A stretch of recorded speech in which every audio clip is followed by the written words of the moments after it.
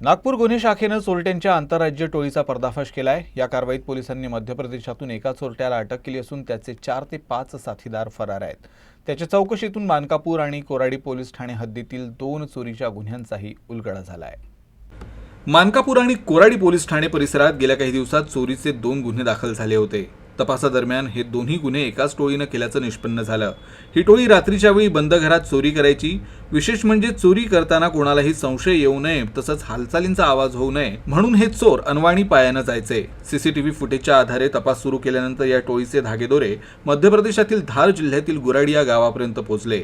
देशातील विविध भागातही या टोळीनं अशाच पद्धतीनं अनेक चोरीच्या घटना केल्याची माहिती समोर आली आहे।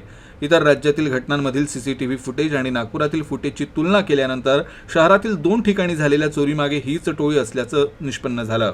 यानंतर क्राईम ब्रांच युनिट क्रमांक 5च्या पथकानं अनेक दिवस मध्य प्रदेशात आरोपींच्या ठिकाणी छापे टाकत शोध मोहीम राबवली आणि कर्मसिंग कालूसिंग भुरिया याला अटक केली।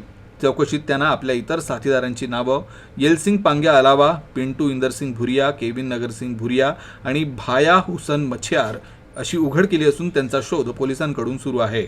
अटकेतील चोरट्याजवळून 90,000 रुपयांची रोख जप्त करण्यात आली। पुढील कारवाईसाठी त्याला आणि मुद्देमाल मानकापूर पोलिसांच्या ताब्यात देण्यात आला आहे।